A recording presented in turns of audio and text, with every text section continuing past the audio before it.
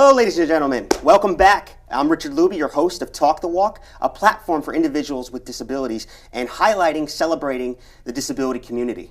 I utilize this platform as an opportunity for resources, individuals, companies, communities to showcase themselves and all the great work that they've been doing in the disability community. I myself have a disability, or I like to say the ability of cerebral palsy and OCD. So I said, what better way to really advocate not only for myself but other individuals to utilize this as a platform and a show to highlight all the different aspects of the great progress within the disability community. I'm very happy to say I have my second guest. Her name is Jennifer Kozik.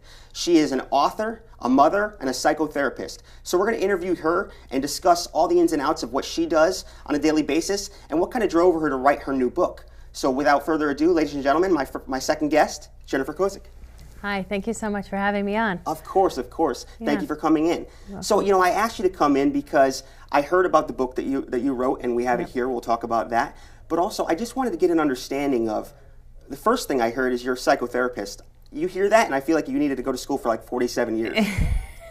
Yeah, it was quite a journey. It's a 60-credit master's program. You have to do postgraduate hours. It was a lot of work, but I love it so much that didn't really feel like it, Yeah. I just love what I'm doing, so it's all worth it. And that's the most important thing. Yeah. When you love what you do, you enjoy it, it goes by. Definitely. Now, can you just give me a quick introduction of people that don't know, the audience that doesn't know? Yeah. What is a psychotherapist? What do they do?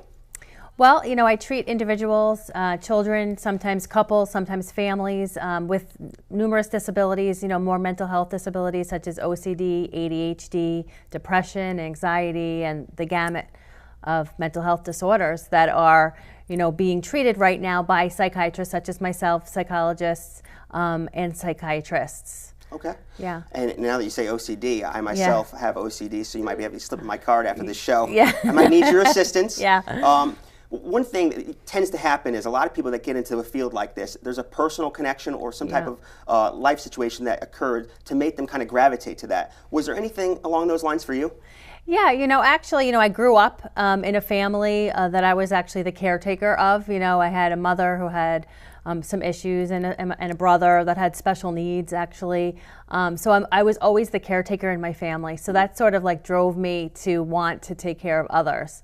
And then, the book kind of came about, when I had my own son, who was also exhibiting some of the similar symptoms as some of my clients. So that's what got me investigating alternative treatments to treat ADHD, OCD, depression, anxiety, because this was a 5-year-old kid that I was afraid was going to need to be put on medication. Yeah, a great segue. So you mentioned that you had a personal connection being the caretaker in your family, and then you went to school, you got your degree in the field to work with the mental health, and I'm guessing it really prepared you for what was to come, to having a son, and you said on the spectrum, correct? Yeah, it's interesting. I sort of always knew ever since I was about 10 years old that I was going to help people. So, I kind of knew I didn't know what I was going to be doing. I also knew at some point that I was going to write a book. Okay. And I also thought, if anyone was going to have a special needs child, it would be me. Because, for whatever reason, I thought I was going to be able to handle it, or I was going to be able to help them. So somewhere deep down, I sort of knew this was all coming to me. And I don't know if I invited it in, or if I just had intuition and knew from a very young age that I would be doing something like this. Well, it sounds like you have a very lucky kid. Yeah. A very prepared mom. Yeah. So kind of let's dive into the book. The book is entitled Healing Without Hurting. Right. And I want to kind of understand, obviously you mentioned because you have a son on the spectrum that it kind of drove you to write this. You already knew you were going to write a book, but let's dive into the book. Exactly what does it highlight and who's it for? Okay, well, the book is really for parents. It's written by a mom for a mom. It's very easy to read.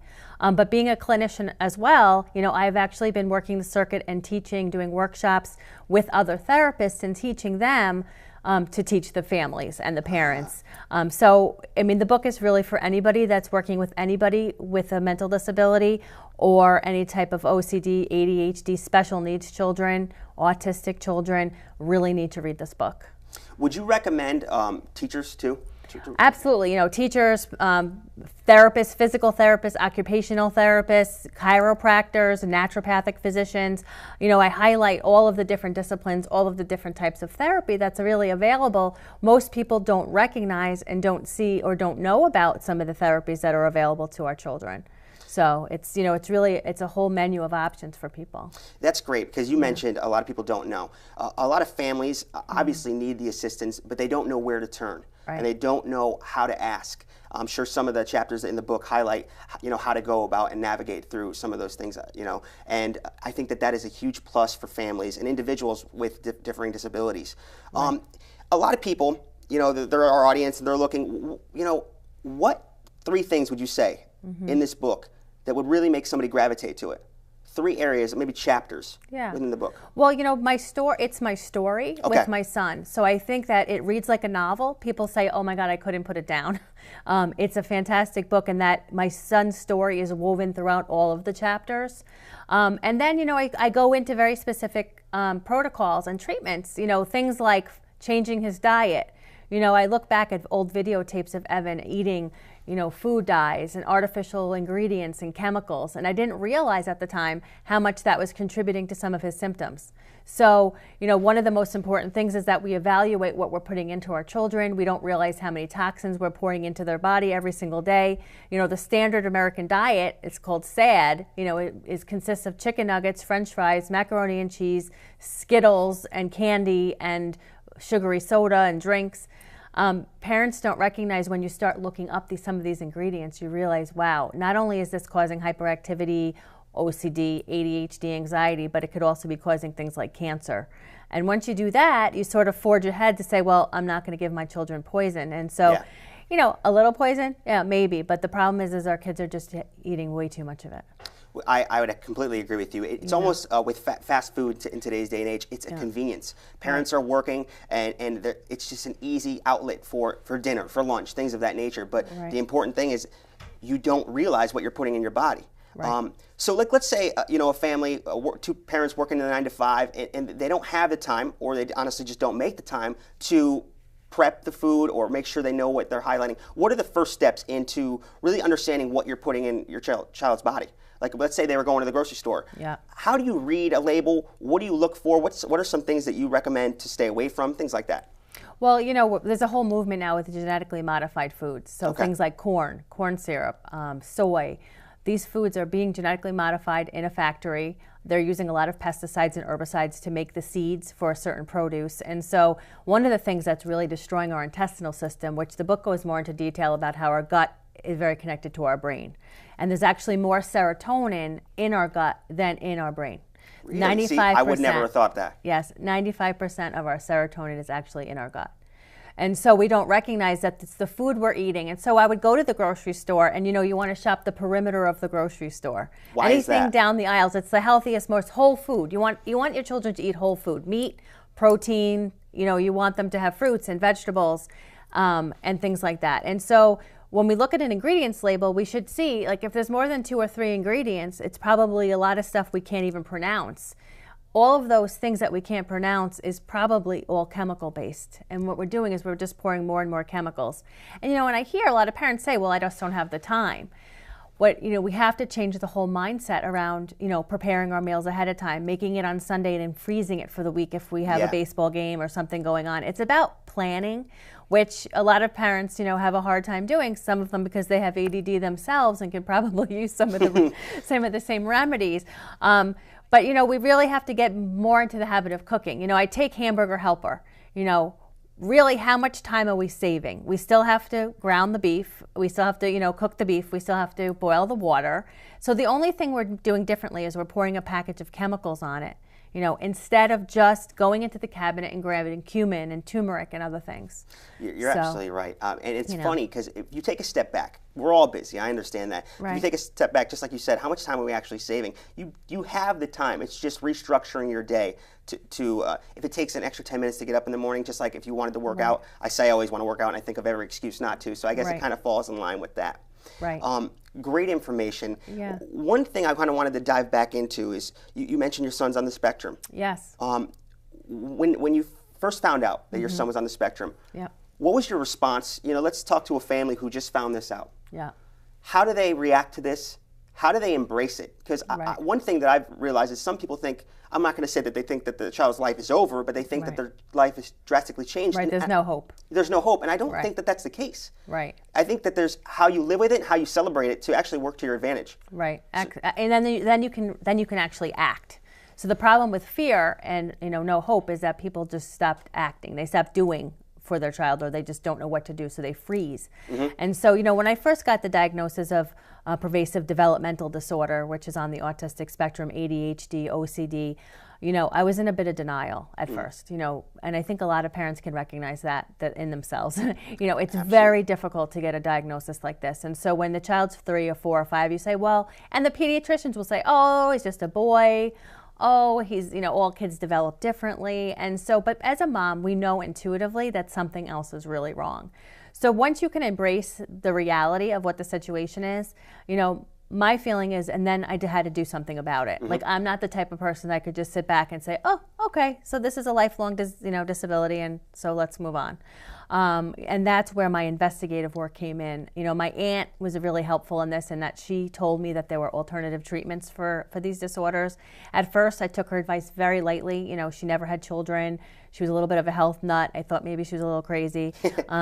But the reality is, once I started paying attention to what she was saying and finding the right physicians that would listen to me, a lot of mainstream physicians, unfortunately, are not schooled in naturopathic medicine, are not schooled in nutrition. We're lucky if most of our physicians get an hour of nutrition education.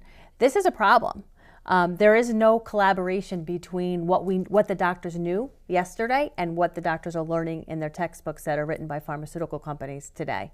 There's a real disconnect. There's two things that you just mentioned that I kind of want to highlight. Yeah. The first thing is you said that at first it was a denial for you as a parent. Right. And I would say that that's normal. Not my child, not my child. Right. But from what I hear when I interview or work with people in the field, that the quicker that you embrace it, right, and you put your child in scenarios where they can work on their differences and celebrate them, the better off they are. Right. I was actually reading an article that some parents, and I'm not saying all, but I was surprised at this, some people are wondering whether they should let their child know that they are diagnosed with autism. Right. And it sounds like you're on the same page with me by saying the earlier the better, celebrate it, and let's move forward. Right, absolutely. I mean, did I ever sit down and say, now, Evan, you have this diagnosis called autism? Well, no, of course not. But he's not stupid. Yeah. I mean, he knows he's in special ed classes. He knows that he's different than some of his typical peers. Although, now he's embracing those things. We're celebrating those things. And I say, Evan, there's apples and there's oranges, and you can't compare the two. And, everyone has some kind of disability, no matter, if it's anxiety or whatever. Absolutely. And the more we realize that everybody probably is on a spectrum somewhere, we can just take the stigma out of it. It's not the end of the world. It is what is, and we just work at helping the best way we can. And people say, well, are you curing him? Are you curing other children? Well, some children lose their diagnosis altogether. So if that's curing them, okay. Other kids just live happier, healthier, more well-adjusted lives. That's what we want. We want them to have a good self-esteem and like themselves and, find their gifts. Every child has a gift. So what is that? For Evan, he has a very good EQ. His ability to socialize and gab, now that we've done a lot of the treatment we've done, is unbelievable. I mean, he's a special kid. He beams light and love. He's going to be something great. I don't know what, but he'll do something. That's really, really, really great to hear. Yeah. Actually, I hear a lot of times that the social aspect of somebody on the spectrum is difficult. So you're saying that he's conquered that and excelling. Yeah, he was a kid that gave hardly any eye contact, wasn't speaking full sentences because he had something called Apraxia, which is a motor planning problem. He had a lot of difficulty with speech and communication. And since we did a lot of these things, that was one of the things that I think has been the most improved, actually, is his ability. His true personality has come out. He's witty, he's funny, he tells jokes. That's where his intelligence lies. Yeah. Like he has an amazing ability to connect with people, to make them feel good. So who knows? I mean, he says he wants to be a childhood doctor. Maybe he'll be a naturopath. Maybe he'll be a physical therapist. Who knows what he'll be? But I could see he's already like that helping kind of personality. So well, exactly. And one thing I always like to mention, and ladies and gentlemen, I don't know if it's true, but I did read that Dan Aykroyd is on the spectrum, and he actually praised being on the spectrum, saying that if he was not on, he doesn't think he could have written Ghostbusters, which I'm a huge fan of Ghostbusters. So thank you for being on the spectrum, Dan Aykroyd. If that is true, don't quote me. One thing I also wanted to go back to is you mentioned that a lot of times there's no connection between doctors now and actually seeing the transformation or the new knowledge of people on the spectrum. Right. It tends to see that in our culture that the first thing to do is write a script, and you're never healed. It's just masking what is going on. Right. We're just masking symptoms. So, and, because what's happening is we're addressing the emotional component of this disorder without looking at the physical manifestations of this disorder. A lot of the children on the spectrum also have dark circles under their eyes. They're shiners. They have food sensitivities or allergies. A lot of them have gut issues, constipation and tummy troubles, and they have very, very picky eaters because of that. And so very often, they may have eczema all over their body, but the problem is the doctors are just looking with a single focus lens. Like my son was always sick with ear infections, and I needed all these, surgeries, which actually caused more problems, actually. And it's interesting because all the doctors were just sort of looking one focus lens, like they were just looking at one organ at a time or one problem at a time and not really putting all the pieces together. So it really wasn't until we had a whole holistic approach that the doctor started saying, well, he has this and this and this is interesting, and this is all connected. It's really surprising. Why do you think that doctors, you said pharmaceutical companies, and I'm not going to say that we know the answer, but is it a back-end money, would you say? Like, why is it that people are so, if the information is there, and I'm not going to say that everything is 100% accurate, but why not try all these different things and kind of marry them together to see what you get? Why are so many doctors afraid to do it or not doing it? Right. Well, I think in a perfect world, we would mix Western and Eastern medicine. I think Western medicine is amazing. Like, if you have a heart attack or if you need to, fix a broken bone, and lots of other advances in some medicines that have been very, very important to keep people alive. I mean, so we don't want to discredit that. Yeah. At the same time, like you said, there really needs to be an integration. And why there isn't, again, is I think, we've kind of threw out what was tried and true. I mean, I found a book in my basement from my husband's great-grandfather. It was a medical book, and all the remedies that we did for Evan were in there. So what that suggests is that the doctors yesterday knew this stuff. They used terms like bound bowels and deranged minds, but they talked about the importance of detox, and they talked about why we needed magnesium because it was the anti-stress mineral. People today are completely deficient in magnesium. Magnesium is one of the most important minerals for brain health. So even just doing an investigation into finding out what are some of these nutritional deficiencies that people have, that if, people with OCD very often have a vitamin B deficiency, and they use the right form of the B vitamin and they take it early in the morning, and their OCD is significantly improved. Mental note on that. Mental note on that for mental you. Note And I was actually thinking of you when I was doing that. Thank you. But so many other things that really could be helped, basically if they did. And I think, again, pharmaceutical companies write the textbooks. Yeah, okay.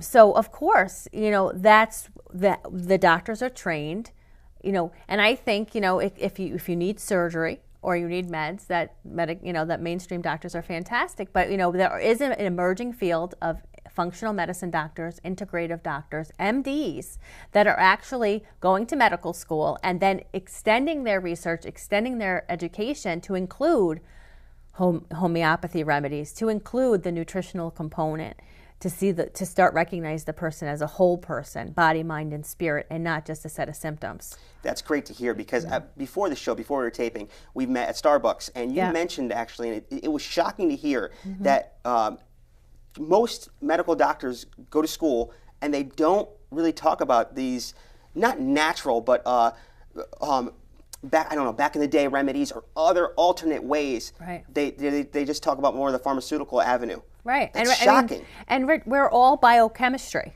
It's all about balance. Balance of our nutrients, balance of our hormones, balance, and all of these can come back into balance with plant medicine. What people don't recognize is that medicine that we call medicine is actually plant-derived. They might take a dandelion root, which, by the way, is really good for detox and really good for your liver to cleanse it. They may take that, give it to a laboratory, create a synthetic concoction of what we can get in the ground for 1/10 the price. All the chemicals create a lot of side effects. it's time we go back to the root, to the plant, to the stem, the thing that actually creates the medicine in the first place. It kind of makes me laugh. You ever see the commercials now? There's always a pill, a commercial. For everything. And it's, you have a runny nose. Take a pill. Your arm falls off. Your leg will go numb. And you could die. You're going to die, but your nose will be fine when you're dead. Right. It's right. crazy. It is crazy. And I noticed that they use very beautiful music in the background, and it looks so beautiful. I mean, they do a very good job at marketing these things. It's kind of like the cigarette commercials where they find people working out and running on the beach. Everybody's sexy and looking great, and then 30 years down the road, you don't want to be smoking those cigarettes. Right, exactly. Like one thing, I remember working with a psychiatrist, a lot of people got diagnosed with restless leg syndrome. The legs would just move in their sleep, and most often iron deficiency. Huh. You've mentioned like 3 or 4 like homemade remedies, right? Where people could just run and pull it out of the ground. Don't do that. I'm kidding around. Actually, it would be good to do, except there's pesticides all over the. Oh yeah, so be careful. So don't eat them. Yeah. So actually, one thing I wanted to mention. Obviously, ladies and gentlemen, you want to listen to your physician, but you want to see if you can marry some things to assist with the transformation or working on a certain issue that may be occurring as of right now. So can you give me maybe not a rundown, but a few simple things that somebody could also try and marry with the medication they're taking? Well, I definitely recommend that anybody that's on medication never just stop taking medication. Obviously, if you're going to get off, you want to make sure it's done safely and correctly with your doctor. But it's okay to include a naturopathic physician, for example, in the fold with your Western treatment. Because very often, like, we may need a steroid for a short amount of time because of inflammation. It's one of the best drugs out there for that, but it has tons of side effects. So a naturopath could actually give you a homeopathy remedy to kind of counteract some of the side effects. So even if you have to take a medication, there might be things to support the body in healing while we're taking the medication. Some people need chemotherapy. Mm-hmm. Well, we need to be doing things to detox the liver while we're poisoning ourselves to kill the cancer. Yeah.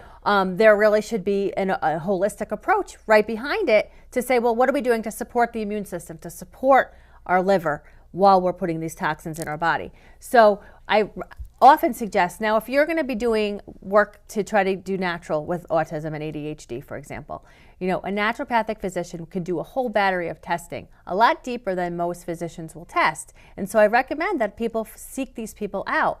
They could do, it's a simple urine test, could tell you what your neurotransmitter levels are like. Is it perfect science? No, but no lab work is. But it gives us a good marker. Well, where are the hormone levels? A urine test, simple. Blood work could show if a child has a food sensitivity.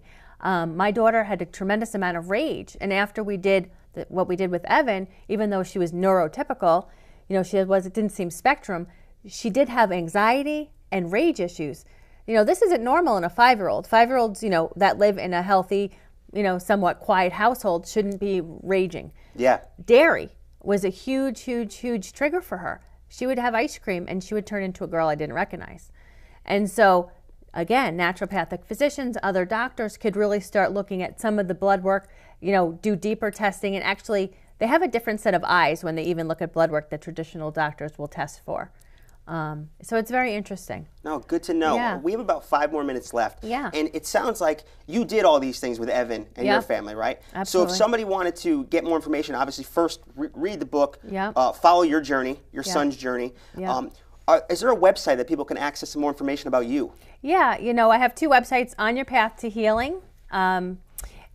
.com is my therapy website. Okay. And then healingwithouthurting.com